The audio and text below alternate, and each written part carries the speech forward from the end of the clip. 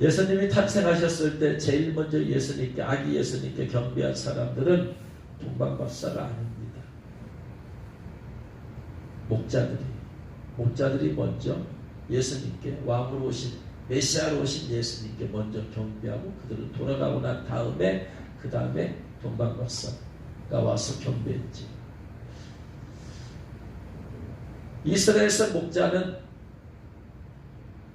우리나라로 말하면 3D 직업에 해당되는 일이, 목자는 쉽게 말하면 좋은 직업이 아니라는 얘기예요. 낮고 천한 직업. 왜냐하면 이스라엘의 양들이 우리가 사진으로 보고 그림으로 보는 양은 얼마나 깨끗하고 얼마나 순결해요. 그렇죠?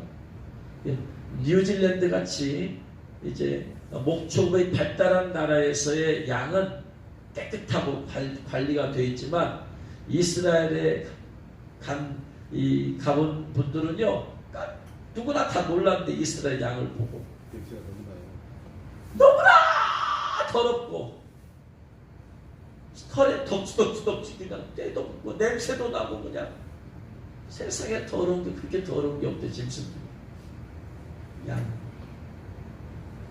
졸세 그래요? 네. 네? 학기사도.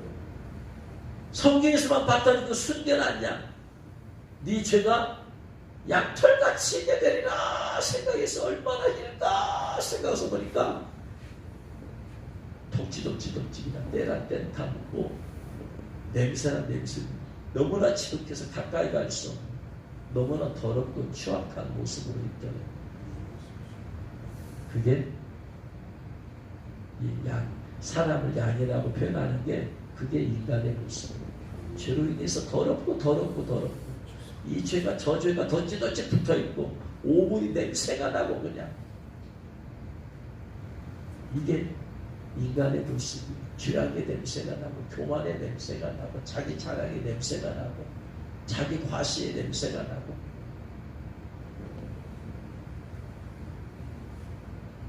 그런 양들을 돌보는 직업이 좋은 직업이 있어요. 잘 배우고 잘 살는 그 양을 돌보겠어요? 아니죠. 그 목자들의 직업이라는 건 낮고 천한.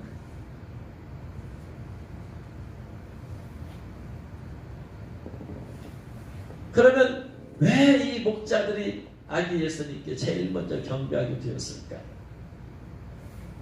여러 가지 이로 인간적인 여러 가지로 생각할 수 있는데 왜 그렇게 되었을까요? 예수님이 태어난 곳이 어디죠? 어디서 태어나셨죠? 베들레헴에서 태어났어요. 베들레헴은 이스라엘 수도가 예루살렘이잖아요. 예루살렘에서 얼마나 떨어졌냐면은 약 8km 정도 떨어졌어요. 8km. 현재 인구는 약 3만 명 정도 되는 작은 도시예요. 3만 명 정도. 8km가 떨어져 있는 3만 명의 작은 도시.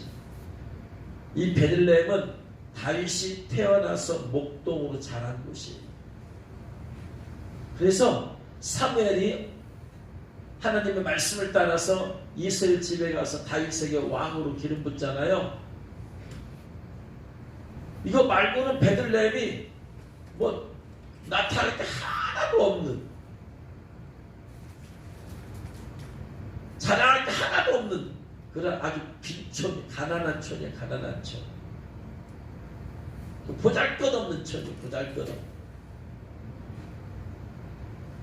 미가서 5장 2절 말씀에서 베들레헴 에브라다야 너는 유다 족속 중에 작을지라도 베들레헴 에브라다야, 에브라다라는 말은 무슨 말이냐면 베들레헴의 옛 지명이에요. 그래서 에브라다는 열매를 많이 맺는다라는 의미. 베들레헴 에브라다야, 왜 베들레헴 에브라다야 라고 말했는 거니? 이스라엘은 베들레헴에 두 군데가 있어요. 스불론 자손들이 산 베들레헴이 있고 다윗이 산 베들레헴이 있고 두 군데. 여호수아 19장 15절 16절에 보면 또 갓닷과 나할랄과 시므론과 아달라와 베들레헴이니 모두 12성읍과 그 마을들이라. 스불론 자손이 그들의 가족대로 받은 기업은 이 성읍들과 그 마을들이었더라. 스불론 지방에 베들레헴이 있고 예루살렘에서 8km 떨어진 곳에 베들레헴이 두 군데가 있기 때문에 그냥 베들레헴이라고 어딘지 모르기 때문에 베들레헴 에브라다야 라고 한 것은 바로 예루살렘에서 8km 떨어진 베들레헴을 말하기 위해서, 정확하게 말하기 위해서, 다윗이 태어나서 목동으로 자란 것임을 말하기 위해서 그렇게 말하는 거예요. 유다 족속 중에서 가장 작은, 가장 작다고는 아니에요. 왜냐하면 또 누구보다 더 작은 데도 있으니까. 작을지라도 이스라엘을 다스리는 자가 내게로 나올 것이라. 그의 근본은 상고의 영원히 있느니라. 그러니까 이스라엘 다스릴 자가 내게서 나올 것이라. 누구를 말해요? 예수님을 말하죠. 예수님은 하나님이, 본체는 하나님이셨으니까 그 하나님이시기 때문에 그 예수님의 근본은 상고다. 영원에 계시다. 하나님이시기 때문에 본체가. 그래서 이 예루살렘에서 8km 떨어져 있는데 그 예루살렘과 베들레헴 사이에 있는 지방 하나가 뭐냐면은 라못 라헬이라고 하는 곳이 있는데 옛날 이름으로는 베탁게렘이라고 합니다. 들어봤을 때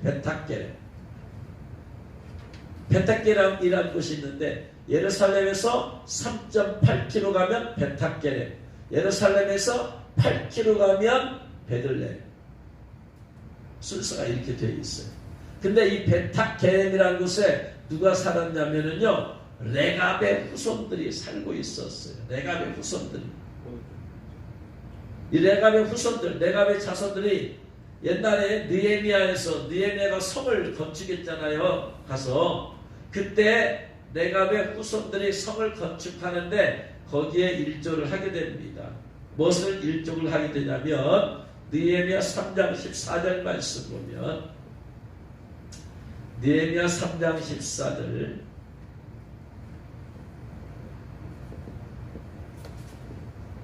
같이 읽겠습니다.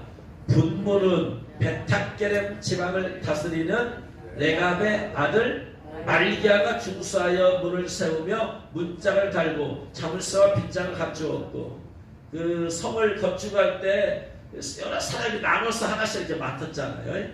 그 가운데서 분문이 있어요. 분문이. 이 분자가 무슨 분자냐면 분뇨할 때 분자, 똥분자. 분문이라고 했지만 사실은 똥문이야. 똥문. 예루살렘 성을 건축하면 거기에 있는 쓰레기들이 있잖아요. 쓰레기들 어디다 버려야 될 거 아니에요. 밖에다가, 성 밖에다가 어디다 버리냐면 이 분문을 통해서 베들레헴 쪽으로 문을 냈어요. 서울로 말하면 난지도 같은 곳이. 그래서 예루살렘 안에서 나오는 모든 이 똥들, 배설물들, 안 좋은 것들을 분문을 통해서 베들레헴 쪽으로 문을 내고 가서 거기다 버린 거예요. 그런 베탁게렘을 지방을 다스리고 있는 사람이 레갑의 아들 말기야.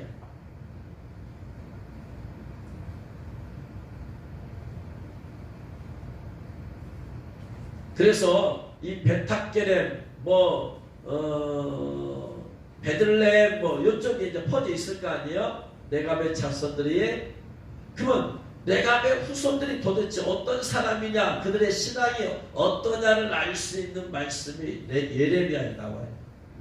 예레미야 35장 1절에 보면 레갑의 후손들의 신앙을 보면 예레미야 35장 1절을 보면 유다의 요시야 왕의 아들 여호야김이 다스릴 때, 왕이 되었을 때 여호와께로부터 말씀이 예레미야에게 임하여 이르셨어요. 하나님께서 예레미야에게 말씀하셨어요. 뭐라고 말씀하셨느냐? 예레미야야, 너는 레갑 사람들의 집에 가서 그들에게 말하고 그들의 여호와의 집, 즉 성전이죠. 성전의 한 방으로 데려다가 포도주를 좀 마시게 해라. 그들을 좀. 레갑 사람들, 지도자들이죠. 모든 사람은 뭐 하기는 그러니까 너무나 숫자 많으니까 방 하나에 어떻게 다 들어가겠어요? 레갑 사람들, 지도자급들 몇몇 사람을 불러다가 그들을 성전에서, 밖에서도 아니고 딴 데도 아니고 성전에서 야 그들에게 포도주 좀 마시게 해라. 그러니까 이제 예레미야가 하나님 말씀을 순종을 이제 하잖아요. 그래서 3절 말씀에 이에 내가 하바시나의 손자요 예레미야의 아들인 야사냐와 그의 형제와 그의 모든 아들과 모든 레갑 사람들을 데리고 여호와의 집에 이르러 익다랴의 아들 하나님의 사람 하나님의 아들들의 방에 들였는데 한 방에 하나님의 아들들의 방 그 방은 고관들의 방 곁이요 문을 지키는 살룸의 아들 마아세야의 방 위더라. 야사냐는 얘기하면 내가 하바시나의 손자요 예레미야의 아들인 여기서 예레미야는 말하는 예레미야는 지금 예레미야 선자를 말하는 게 아니에요. 지금이 야샤냐와 그의 형제들을 레갑 사람 데리고 왔잖아. 야샤냐는 레갑 족속의 지도자예요. 이름이 뭐 우리나라 같은 일이 비슷한 일이 많잖아 지금. 그래서 야샤냐와 레갑 사람들을 데리고 왔어요 이제. 그리고 나서 방에 데리고 와서 다 오라고 했어요. 갖고 이제 그들이 와 있잖아. 그런데 예레미야 선지자가 들어온 걸 보니까 포도주를 들고 오는 거예요. 그러니까 레갑 자손들은 지금 아니 예레미야 같은 선지자님이 뭐지 포도주를 들고 온대? 왜 들고 왔지? 그때 뭐 성찬식 있는 것도 아니고 예수 오시기 전인데. 그래서 그들에게 하나님께서 포도주 마시게 하라고 했으니 포도주 마시라고 권하잖아요. 5절 말씀에 내가 레갑 사람들의 후손들 앞에 포도주가 가득한 종지와 술잔을 놓고 마셔라. 지금 예레미야는 이스라엘 대선지자 아니야? 한국으로 말하면 뭐 조영기 목사의 뻘 정도 되나? 그 선지자가 그것도 목사보다 더 하나님께로부터 말씀을 받아서 전하고 선포하는 사람이 선지자니까 일반 목사의 말보다 선지자의 말이 더 권위가 있죠. 그 선지자의 권위로 레갑 사람들이 술 포도주 마셔라 그러니까 이거 고민될 거 아니에요 지금 이 레갑 사람들이. 그런데 그들은 단호하게 거부를 합니다.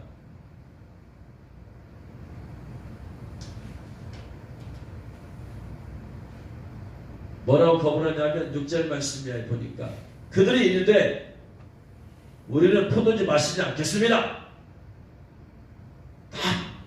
그냥 정색을 하고 대선지자가 포도주 마시라고 하는데 우리는 포도주 마시지 않겠습니다. 하면서 하는 말이 레갑의 아들 우리 선조 요나답이 우리에게 명령하여 이르기를 명령했어요. 레갑의 아들 요나답이 후손들에게 명령을 내렸어요. 앞으로 우리 모든 후손들은 너희와 너희 자손들은 영원히 포도주 마시지 말라. 포도주 마시지 말라. 아니 예수님께서도 가나 혼인잔치에 가셨었죠. 거기서 포도주가 떨어져서 마셨는지 안 마셨는지 말했지만 포도주 마시는 것이 일상. 이스라엘에서는 물이 안 좋기 때문에 포도주를 마셔서 또 기쁘고 혼인잔치 같은 거 할 때는 포도주를 내놓는 게 일상이. 우리나라로 말하면 포도주가 뭐 술이라는 개념보다 좀 약화된 거죠. 그런데 앞으로 너희는 영원히 포도주 마시지 말아라. 요나단이 명령을 내는데 두 번째 너희는 앞으로 집도 짓지 말아라. 절대로 지키고 살지 마라. 오늘로 말하면 자가집에서 살지 말라 이 말이야. 절대로 집 짓고 살지 마라. 너희 집 소유로 갖지 마. 전세 살다가 여기 살다가 좀 살다가 저리 옮기고 월세 살다가 저리 옮기고 그렇게 살지언정 너희들 정착해 살지 마. 두 번째, 파종도 하지 말아라. 농사를 짓지 말고 살아라. 농사를 지면은 한 곳에 씨 뿌리고 열매 맺을 때까지 어떻게 해야 돼요? 그 지역에 살아야 되잖아. 정착하고 살아야 되잖아. 정착하지 말라. 포도원을 소유하지도 말아라. 소유하면 이제 완전히 그냥 거기다가 그냥 뿌리 받고 사는 거지.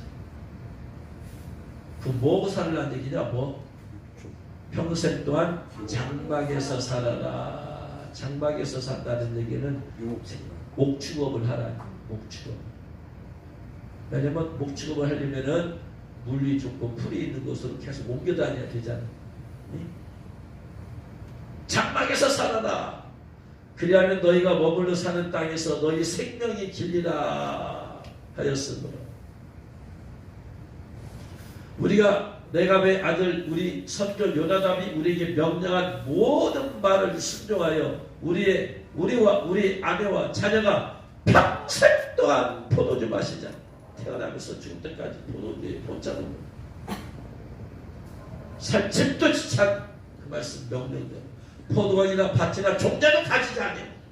아예 그냥 뿌리를 그냥 다 뽑아내고 그러면서 오직 장막에 살면서 우리 선조 요나답이 우리에게 명령한 대로 다 지켜 행하였습니다.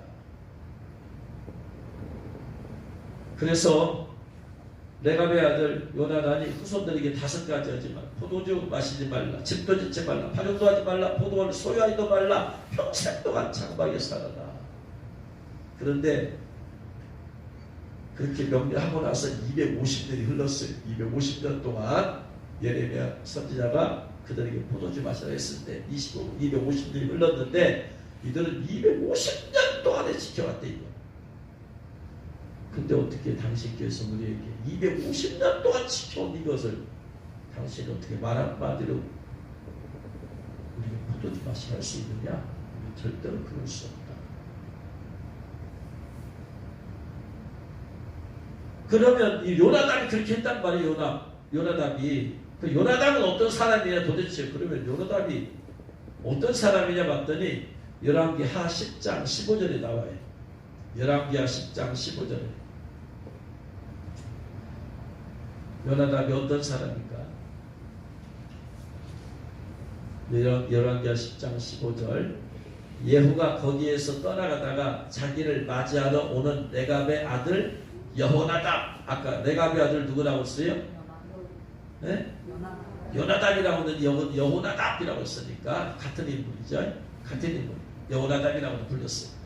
그의 안부를 묻고 그에게 이르되 네 마음이 내 마음을 향하여 진실함과 같이 내 마음도 진실하냐? 내 마음이 너를 향해서 내가 진실한데 너도 나를 향해서 진실하냐? 그랬더니 요나답이 그러합니다. 그러니까 예후가 그러면 나와 함께 손을 잡자 하고 나서 자기 병기에 끌어올렸어요. 그러고 나서 나와 함께 같이 가자. 이르되 나와 함께 가서 여호와를 위한 나의 열심을 보라고 이에 자기 병거에 태우고 사마리아에 이르러 거기에 남아있는 바 아합에게 속한 자들을 죽여 진멸하였으니 여호와께서 엘리야에게 이르신 말씀과 같이 되었더라. 그러니까 예후가 요나답을 데리고 가서 아합에게 속한 자들을 죽여 진멸해. 아합에게 속한 자들, 아합에게 속하여서 우상을 섬긴 자들을 진멸한 일에 요나답을 다 같이 데리고. 그러니까 이 요나답은 아예 신앙적으로 철저한 사람이에요. 그래가지고 5가지를 명령을 내렸는데 5가지를 지키라고 명령을 내린 사람도 위대하지만 250년 동안 그걸 지켜온 내가 후손들이 도대체 어떤 사람, 어떻게 일생 동안 포도주 한 방울도 마시지 않을 수가 있어.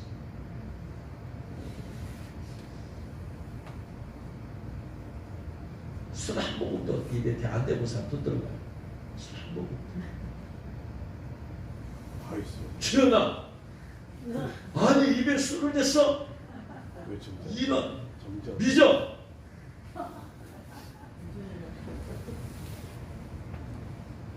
이런 조집사님 반갑습니다. 주여, 구사모님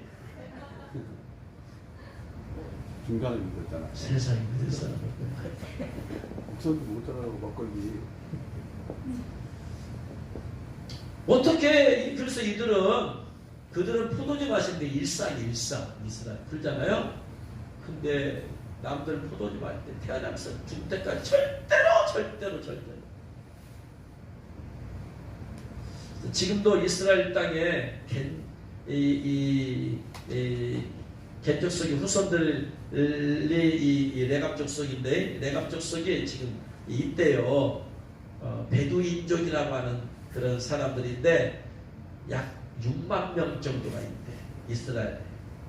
그런데 지금도 그들은 100%는 할 수 없겠죠. 뭐 이따가 튀어나온 사람도 있겠지만 지금도 그들은 광야를 떠돌면서 천막을 치고 양을 크며 지금도 살고 있대, 레갑 족속 후손들.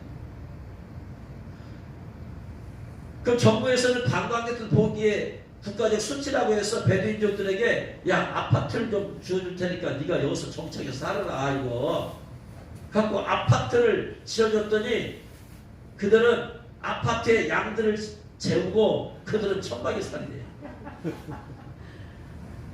시도 파는 사람들. 그래서 정부에서 포기해버린대.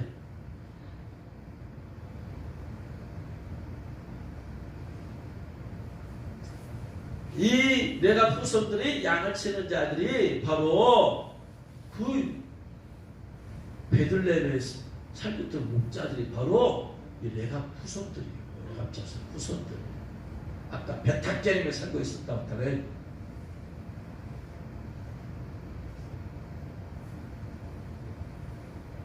그러니까 그 목자들은 뭐냐면은 왜 양을 치고 있어요? 왜?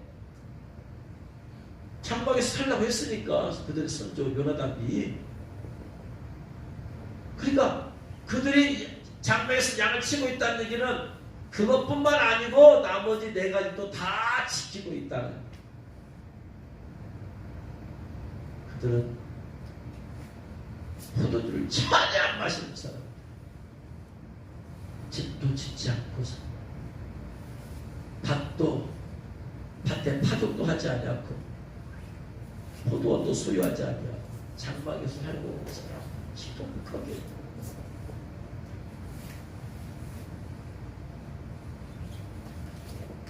왜 포도주 마시지 말라고 했을까요? 포도주는 세상의 즐거움의 상징이죠. 여러분, 세상 사람들이 기분 좋으면 뭐하러 가자고 해요? 술 한잔 먹어야죠. 나는 말 안 했어요. 왜요? 저도 안 했어요. 기분 좋은 한잔 해러 가는 건 어쩌지만 저는 잘 기억이 안 나요. 하도 오래되어서. 아직 기억이 나는 분들이 몇 분 계시는구만. 그래서 이 포도주는 술은 세상의 즐거움과 쾌락의 상징이죠. 그렇죠? 물론 의학용으로 사용하기도 해요. 근데 세상의 즐거움을 주는 것에 대명사예요. 슬퍼도 이제 대답을 안 돼. 슬퍼도 안 먹어요. 슬프니까 기분 좋게 하려면 뭐 해야 된다? 한잔 마셔야 돼. 기분이 좋으면 그 기쁨을 더 즐겁게 하기 위해서 또 한 잔 마셔. 그러니까 뭐 슬퍼도 한 잔, 기뻐도 한 잔, 매일 한 잔이 그냥 그 한 잔이 이제 내가 마시지만 나중에 술이 나를 마셔버려. 술마이가 난 잡아버려. 이걸 끊으라는 얘기. 이걸 끊으라. 예. 실제 이 물질적으로는 포도주 끊으라고 했지만 영적으로는 뭘 끊고 살아라는 얘기예요? 세상의 즐거움과 쾌락을 끊고 살아. 사람들 다 어떤 목사님이 그런 얘기를 한 거 봤어요. 목사님 되기 전에 이제 뱃속부터 목사님 아닌데 변화되어서 목사님이 되었는데 더운 날씨에 TV에서 그냥 맥주 시원하게 씨앗이 돼가지고 그냥 하는 걸 보면 옛 생각이 나서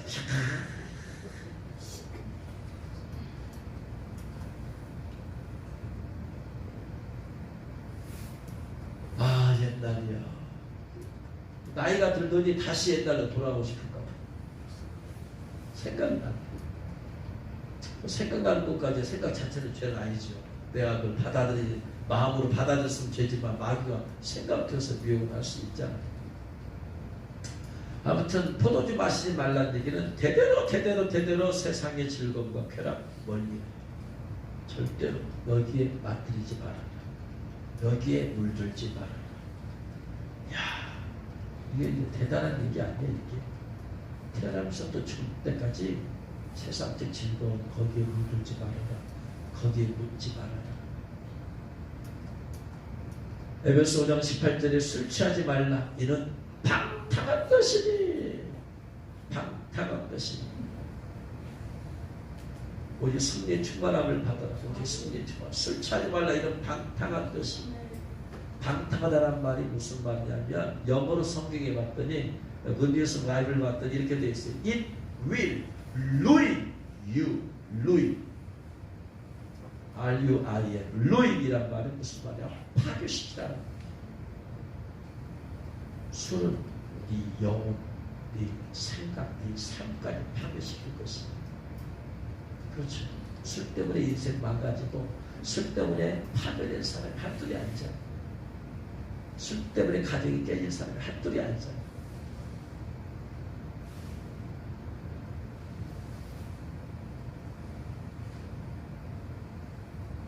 여기서 말하는 술은 단순히 와인을 의미할 수 있지만 세상의 술이에요. 세상의 즐거움에 빠지지 말아라. 세상의 즐거움을 빠지면 그것은 네 영혼을 파괴시킬 것이다.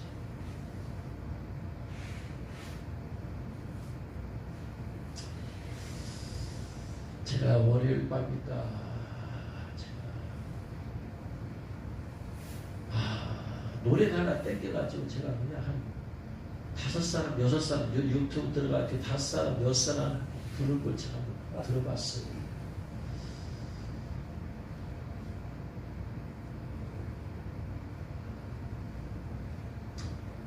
Do you know the song title? The song of why? 바람의 노래라는 걸 알아요. 바람의 알죠. 존 필러. 네? 존 필러. 지금 하도 잘하는 교육사는 모르는 것 빼고 다 하시네요. 바람의 노래라는 걸 들었는데 야 그거 땡기더만요.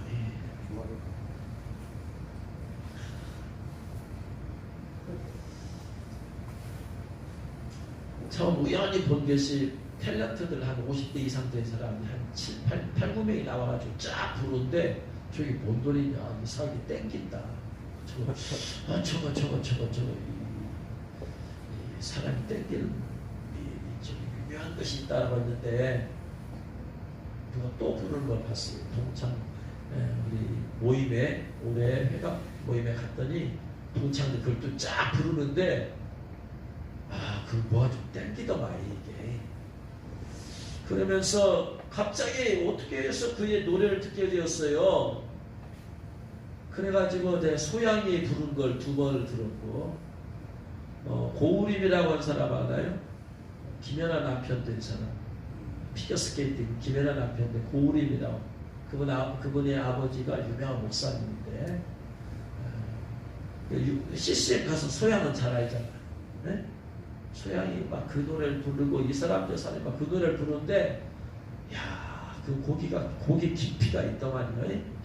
역시 대가수인 조용필 씨가 부른 노래라서 곡이 깊이가 있고 인생이 묻어 있어. 곡이 그의 삶이 묻어 있어. 그가 작곡을 작사를 했는데 그런데 다 좋단 말이에요. 다 좋아. 근데 마지막 가사가 그게 뭐냐면요. 교육사님 마지막 가사가 어떻게 끝나요? 모릅니다. 말은 알긴 한데 굳이 안.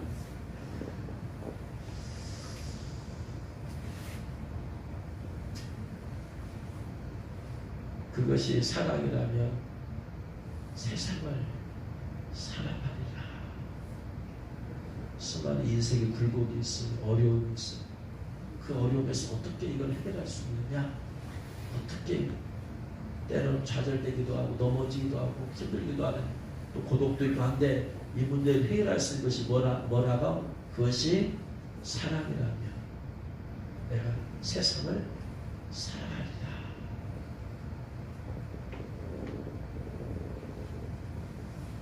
노래 자체는 좋은데 저는 그 노래를 부르면서 특별히 소양이라는 CCM, 우리나라의 한국의 머라이어 캐리라고 하는 소양이라는 가수가 그냥 그 고음을 쫙 하면서 막 부를 때 사람들이 막 감동을 받고 막 또 누군가 이 남자 배우들이 그걸 딱 부를 때 막 듣는 사람 눈물을 막 흘리면서 감동을 받고 하는데 끝머리 결론은 내가 세상을 사랑하리라. 저는 그걸 보면서 저것은 성경과 완전히 성경을 대적하는 노래다. 요한일서에서 뭐라고 했어요? 세상이나 세상에 있는 것도 사랑하지 말라고 했잖아요. 근데 그 노래의 결론이 세상을 사랑하리라. 나는 이해할 수 없는 게 소양 같은 기독교인 하나님을 신실하게 믿는 사람이 세상을 사랑하리라. 성경은 지금 세상을 사랑하지 말라고 했는데 세상을 사랑하리라 불렀을 때 그 여용이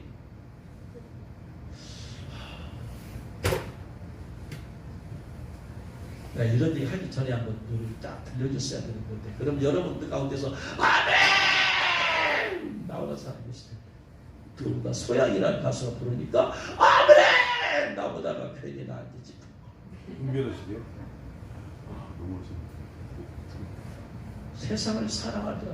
아니 성경 말씀에 세상을 사랑하지 말라고 했는데 그 노래를 통해서 얼마나 많은 사람이 감동을 받고 그 노래를 부르면서 세상을 사랑해야지. 그렇지, 세상을 사랑해야지. 소양 같은 가수가 불러가지고 CCM을 통해서 유튜브를 통해서 많은 사람이 그걸 듣고 보면서 그렇지, 세상을 사랑해야지. 세상을 문제를 해결할 수 있는 방법 뭐밖에 없다. 뭐밖에 없다. 뭐밖에 없다. 그것이 세상의 문제에 있는 문제를 힘들고 고독하고 좌절과 절망 해결할 수 있는 문제가 뭐밖에 없다. 해결할 수 있는 문제가 뭐밖에 없다. 그것이 사랑이라면 내가 세상을 사랑하죠. 그 문제를 해결할 수 있는 것이 사랑이에요. 예수 그리스도랑 믿음이지. 그 노래를 듣고 누가 예수님을 향한 믿음을 갖겠어요? 그렇지.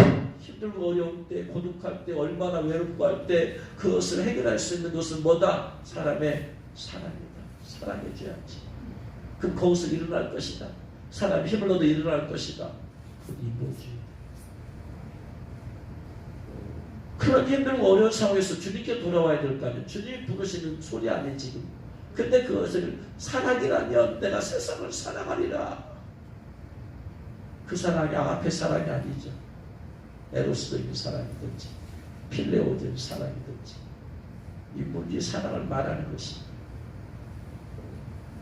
그걸 끊어버리도록 해야 되는데 CCM 가서라면 주님을 찬양을 통해서 주님을 전해야 될 거 아니에요. 근데 세상을 사랑하려 해버리면 어떻게 되냐. 사람이 감동받고 그래 더 세상을 뜨겁게 사랑하자. 성경 사랑하지 말라고 했는데 세상. 그런 거를 들으면 자꾸 그러니까 문제가 뭐거든요. 폭력이나 전쟁이라는 걸 통해서 사람이 경계를 해. 파괴적이기 때문에. 근데 그런 것들은 감동을 주러 오기 때문에 감동으로 다가오기 때문에 이것이 마귀의 역사인지 모르고 있다는 얘기예요. 마귀는 그래서 두 가지 방법의 역사인데 하나는 전쟁이나 싸움이나 폭력 같은 흉악한 모습으로 다가오는 게 있다. 사람은 그걸 경계한다. 흉악한 모습이기 때문에. 그런데 음악같이 감동하는 모습에 있는 사람들이 마귀가 자기를 광명의 천사로 가져가고 돌아오는 것들에 대해서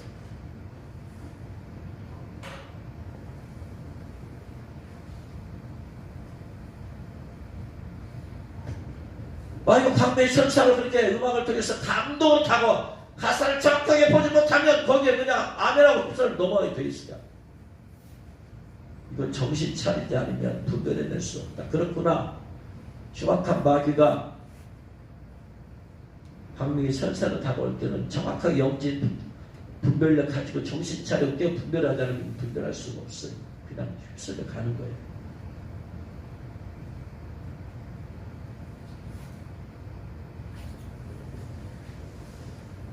아무튼 그래서 이 세상의 즐거움을 멀리하라. 나의 후손들이 세상의 즐거움을 멀리하라. 이런 잔인한 말이 어딨어요. 세상에 사는 분들은 아니 세상의 즐거움, 세상에 살면 살려는 즐거움 가운데 살아야 되는데 뭐? 포도장만. 야. 그런데 오직 요나답은 오직 하나님 앞에서 경건만 생각한 거예요. 이 세상에서 즐거움 가운데 사는 것도 좋다 그럴 수 있다 하지만 그러나 경건하게 살아야 된다. 이 세상에서. 이 세상은 기쁘고 즐겁고 행복하게 사는 것이 우리의 목적이 인생의 목적이 아니다. 이 땅에서는 경건하게 사는 것이 인생의 목적이다. 할렐루야. 깨달으신 죄를 축원합니다. 이 땅에서 우리의 삶은 경건하게 사는 것이 우리의 삶의 목적이다. 세상의 즐거움과 쾌락 가운데 그걸 맛보아 알고 그 가운데서 더불어 사는 것이 아니다. 두 번째, 장막생활을 하라. 장막생활. 왜 그러냐면 장막은 영원한 거주지가 아니에요. 장막에 살면 사람은 누구든지 자기 집을 짓고 자기 소유 가운데서 한 군데 정착하고 살고 싶어요. 그 집이 있으면 추위도 막아줄 수 있고 더위도 막아줄 수 있어. 근데 장막을 자꾸 떠돌아야만 되는 거예요. 왜 요나답이 장막에서 살아라, 장막에 살아, 장막에 살아. 이 땅은 우리의 영원한 우리가 영원히 살 곳이 아니다. 우리의 살 곳은 우리의 집은 저 천국에 있다. 천국에 있다. 그걸 자녀 후손들에게 가르쳐주는 거예요.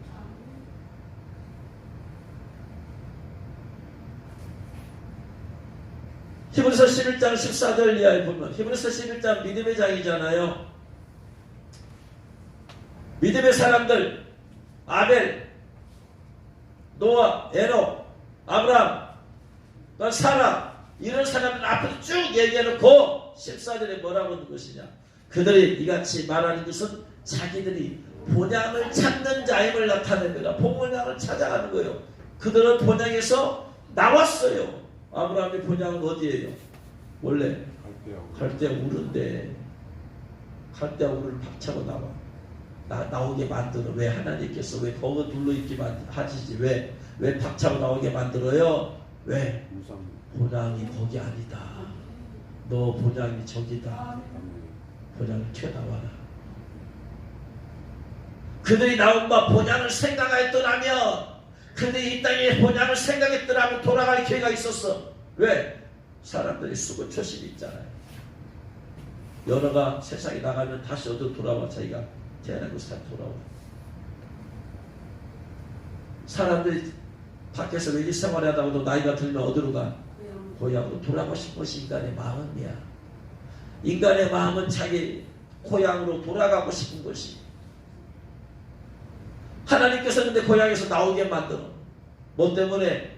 그것은 진짜 고향이 아니다. 진짜 고향은 저기다. 네가 어디서 왔는지 아냐? 네가 그 땅에서 온 사람이 아니야. 네 영혼은 저 하늘에서 내가 보내줬어. 인간의 영혼의 본향은 저 천국이다. 그러니까 천국 바라보고 살아라. 천국 바라보고. 할렐루야. 그들이 이제는 더 나은 본향을 사모하니 이 땅의 고향도 사모하는데 더 나은 본향 천국을 사모하니 곧 하늘에 있는 것이다. 이러므로 하나님이 그들의 하나님이라 일컬음을 받으심을 부끄러워하지 아니하시고 그들을 위해서 한 성 새 예루살렘 성을 예비하셨느니라. 할렐루야. 그래서 하나님께서 요나답의 후손들에게 얼마나 그 영적으로 이게 깨어났으면 그걸 가르쳐주기 위해서.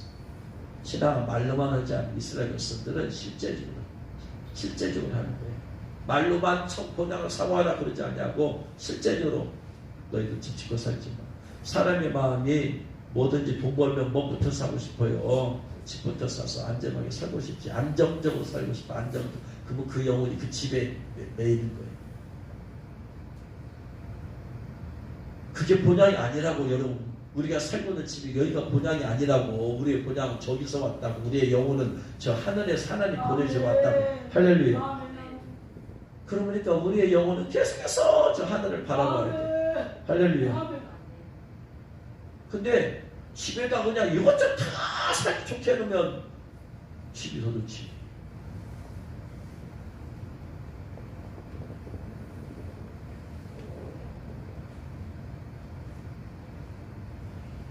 이 땅에서 아파트에 살고 내 집 만들어 놓은 사람이 천국을 얼마나 소망하겠어요. 이 땅에서도 자기 집이 없는 사람들은 뭘 소망해요? 이 땅에서 자기 이름으로 된 집 갖고 살고 싶지. 그렇죠? 그래서 집 짓고 자기 집 이름으로 딱 사서 대출 받아서 사서 오는 거 아니야?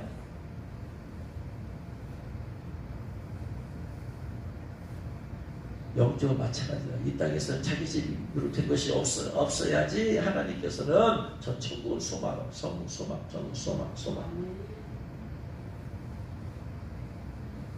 보세요. 롯처럼 아니 소돔과 고모라 땅에 소돔 땅에 자기 집이 다 재산이 거기 있어. 그 아내가 안 돌아보겠어요? 거기다 다 쌓아놓겠는데 빨리 뛰쳐나가라니까. 주님이 오늘 부르신다면 여러분 있는 집 다 놓고 갈 수 있겠습니까? 그 신앙이 있어야 돼요. 아무것도 아니다. 근데 거기다 쌓아놨어 봐. 이것저것 다 쌓아놓고 있는 돈 없는 돈 갖다 부어놓고 해서 딱 집어넣었더니 좀 오시오. 아니 되옵니다 주님. 1년만 새 집에 살 곳이 없어서.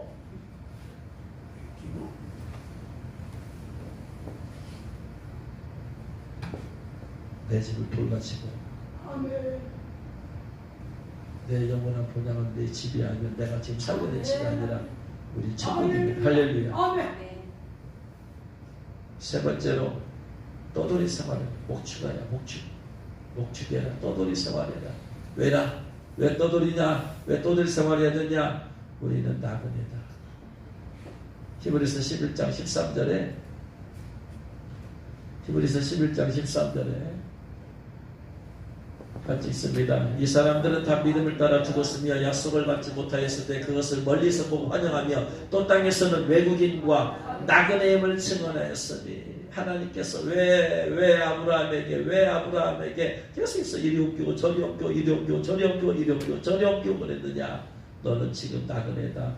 너는 지금 외국인이다. 그런 것처럼 이 땅 자체에서 사는 삶이 나그네다. 왜? 본향은 저 천국에 있기 때문에 이 땅에서 사는 삶 자체가 외국. 자, 이제까지 한 번도 말 안 했지만 저는 국적이 2개가 있습니다. 제가 1985년도에 국적을 하나 취득을 했어요. 하나의 국적은 제가 태어난 한국이고 또 하나의 국적은 천국입니다. 여러분 알려드리는 아멘이다. 그때 거듭나고 제가 취득을 했어요. 그전에는 한국이라는 국적이 제일 중요했지만 예수님 만나고 나서는 천국이라는 국적이 더 중요해요. 할렐루야. 너는 국적 취득했어요? 있습니다. 저만 그런 줄 알았다. 우리는 한국이라는 국적은 나그네입니다. 나그네. 이제 주님께서 오라 하시면 저 이제 진짜 국적 천국에 가는 거예요. 영원토록 주님과 함께 영원토록 여러분 사시기를 주 여러분 축원합니다. 그러니까 이런 삶을 누가 살겠냐고. 이스라엘 백성들이 이런 삶을. 마지막으로 이들이 어떤 삶을 살았느냐? 양을 돌보다 보면 이들은 깨어있었어요. 양을 돌보다 보면. 지금 첫 번째 속탄절 맞이할 때 목자들이 잠자고 있었다? 깨어있었다? 왜 깨어있었을까요? 양떼를 지켰다고 그랬어요. 누가복음 2장 8절에 그 지경에 목자들이 밖에서 밤에 자기 양떼를 지키더니 그랬어요. 자기 양떼들이 자고 있어요. 지금 깨고 있어요. 네? 양들이 지금 자고 있어요? 깨고 있어요?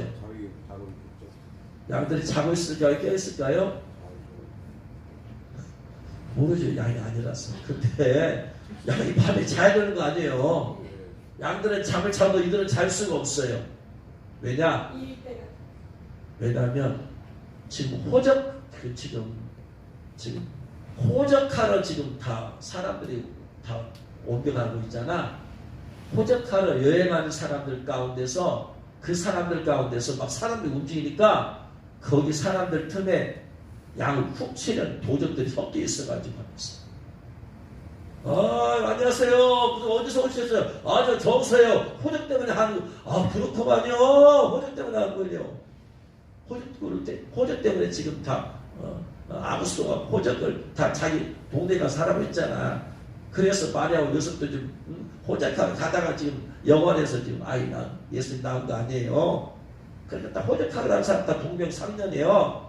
그러니까 우리 호적하러 합니다. 그래요. 호적하라는 도적이라고 쓰고 오면은 다 드러나니까 우리도 호적하라 해갖고 나서 그냥 양 훔쳐가버려.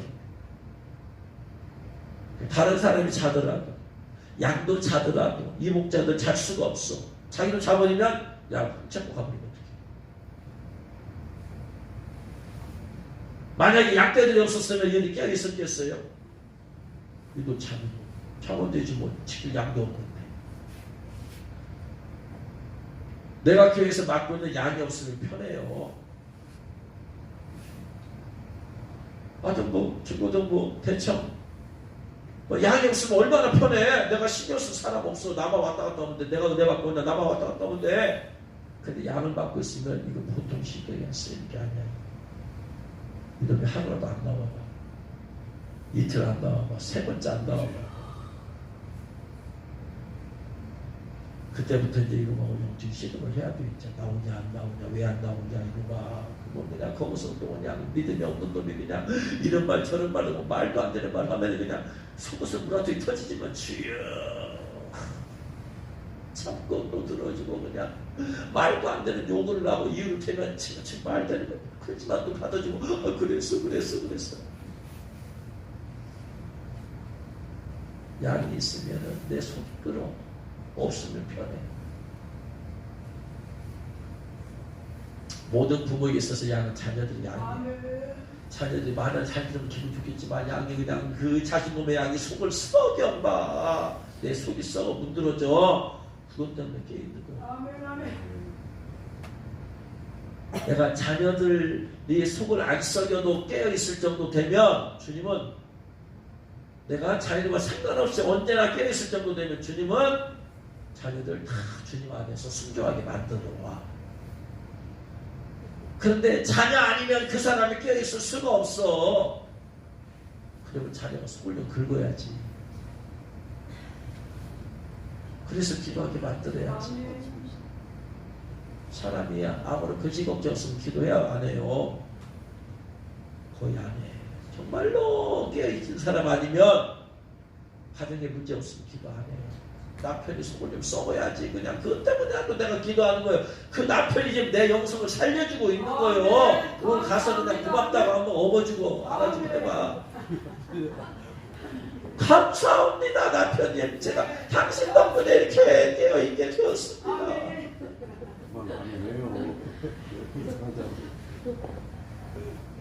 내가 어떤 상황에서 늘 주님만 바로 깼을 정도 되면 그때는 시간 되면 그때는 주님이 됐다 알았어 너 그래 네 믿음 정도 되면 뭐 어떤 걱정 없어도 안 되고 뭐 깨어있구만 하면 다 변화시켜. 그때 여러분 가족계 그냥 배우자가 자녀가 발목 잡는 것 같으죠? 그것 때문에 지금 깨어있는 거예요. 할렐루야.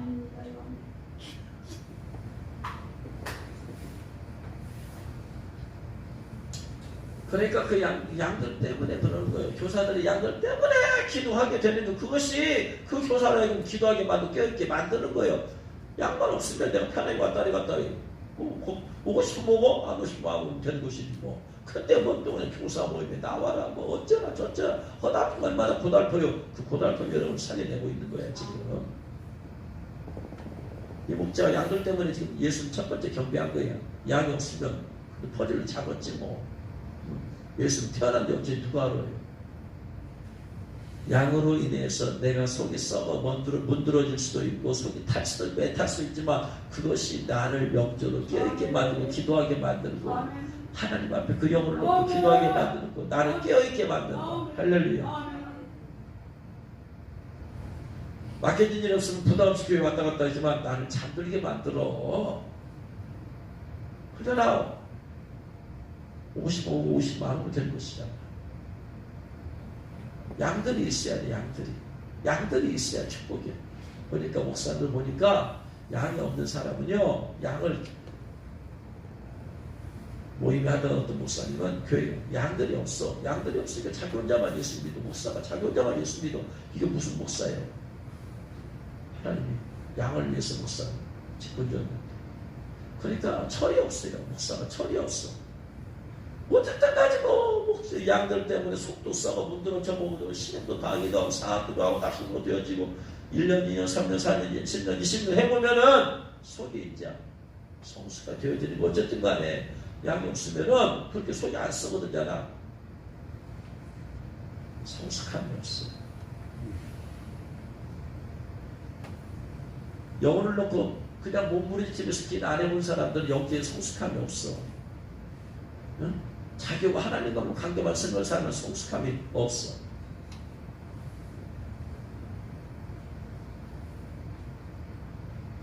그래서 이들이 예수님을 이렇게 처음 경배하게 되어진 그것은 이거 우연이 아니야. 인간적인 것도 아니고 얼마나 이 평생 동안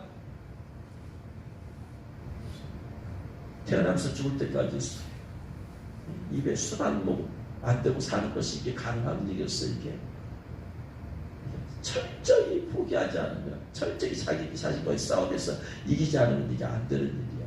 희생이야, 희생. 세상 것들을 그냥 내려놓고.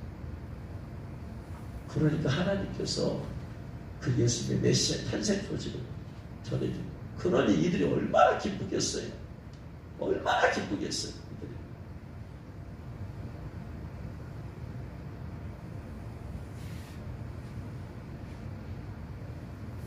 두 번째, 이들이 하늘의 본향집만 바라보면서 천막에서 살아. 자기 집 없이 살아. 오직 하늘의 소망을 두고 사는 하늘의 소망. 근데 그 소망을 둔 것으로 살게 만들어 주시는 예수 그리스도께서 메시아가 오셨다는 것이 얼마나 그들이 기쁨과 감격이 되겠어요. 드디어 이제 저분으로 말미암아 이제 하늘의 본향에 갈 자격 생겼다. 아멘. 나그네처럼 살았던 그들이 이제 메시아로 말미암아서 이제 천국 시민 백성이 되어서 드디어 이제 죄사함받고 하나님께 나갈 수 있게 되었다.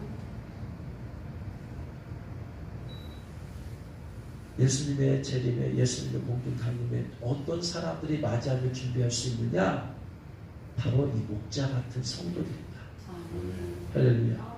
이 이야기를 하려고 지금 이제까지 얘기한 거예요. 첫 번째, 세상의 술이란 세상의 즐거움과 쾌락이란 술에 물들지 아니하리로다. 그리스도의 순결한 신부가 되기 위해서 세상의 즐거움과 쾌락인 것에 물들지 말아라. 이것이 나에게 오지 못하도록 해야 됩니다. 우리 하나님 앞에서 경건하게, 하나님 앞에서 경건하게, 할렐루야, 거룩하게, 그래야지 하나님 일을 받는다. 두 번째, 이 땅의 집은 진짜 집이 아니다. 내 집은 천국집이다. 이 땅의 집 그거 나 그냥 아무리 매독자리야 너 나는 주님 오라오시면 그냥 아무 미련 없이 갈 수 있어.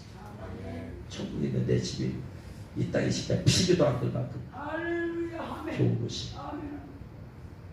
계속해서 본향인 천국을 바랍니다. 세 번째 날이 이 땅에서 나그네다. 오늘은 이곳, 내일은 천국. 오늘은 직장이라는 것, 내일은 또 이 끝나오는 가정이라는 것, 이게 다 나그네.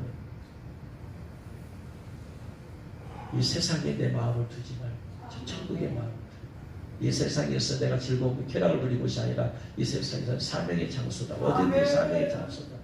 할렐루야. 그리고 마지막 깨어있어야 돼. 목자처럼 깨어있어야 된다. 정말로 나를 깨어있게 만든 것은 내게 양이 있어요. 가르친 양이 없으면 내가 전도해야 될 양이라도 있어야 돼. 전도해야 될 양이라도.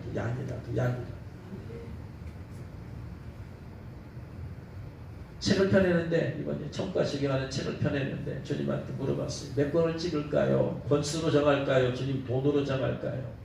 그것도 돈으로 정하래요. 권수로 정하면 저번에 5,000부 찍었으니까 6,000부, 7,000부, 8,000부 주님 몇 부 찍을까요? 9,000부 찍을까요? 8,000부 찍을까요? 6,000부 찍을까요? 7,000부 잡았잖아요. 주님 어떻게 할까요? 돈으로 찍은 돈 액수만큼. 얼마만큼 찍을까요? 주님 1,000,000원만큼 찍으라. 그래서 권수로 상관없이 1,000,000원 찍자.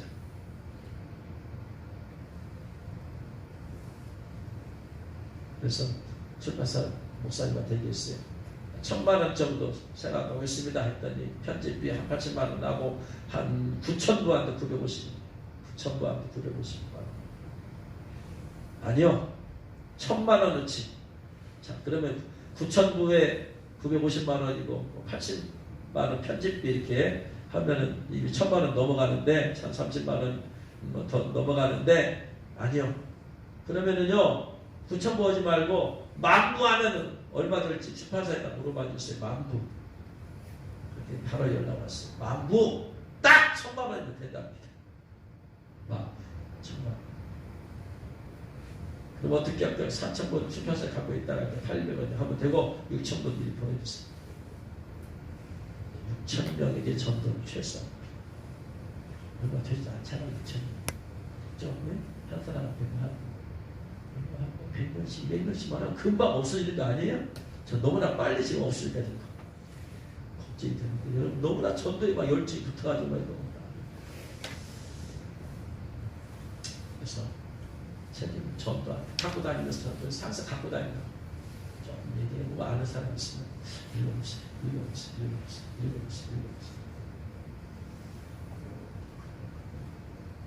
책이 얇아요. 140몇 페이지밖에 안 돼요. 사람들 부담 없어. 이렇게 서사람 목사님 제 노따만 두고 가지고 그냥 이거 언젠가 어떻게든지 할 것 같아요. 갖고 다니면서 전도. 기도해야 될 양이라도 있어야 돼. 가르칠 양이 없으면 기도해야 될 양이라도 있어야 됩니다.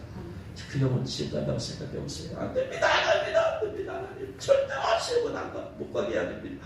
이 영혼 시험 보내 안 됩니다. 주님 이 영혼 시험 절대로 가지 않게 해주세요. 고사하게 기도할 거 없어요. 예수 믿는 사람 저도 기도할 때 주여 이 영혼 절대로 시험 가면 안 됩니다. 아무리 건 안 돼요. 타협 안 해요. 주님 타협 안 돼. 무조건 예수 믿게 해주세요. 어떻게 그 영혼 지옥 간다고 생각해 보세요. 기도해야 될 양이기 때문에 여러분 깨어있기를 주님으로 축원합니다. 그 영혼을 기도하세요. 그것이 여러분을 깨어있게 만들어요. 그런 사람이 주 모습을 또 들림받으시고 믿으시 바랍니다. 원하는 여러분 목자한테 그런 신앙으로 있다가 주님 모습에 두 번째 주오심을 깨어 준비하는 여러분 저와 여러분 되신 주님으로 축원합니다. 기도하겠습니다.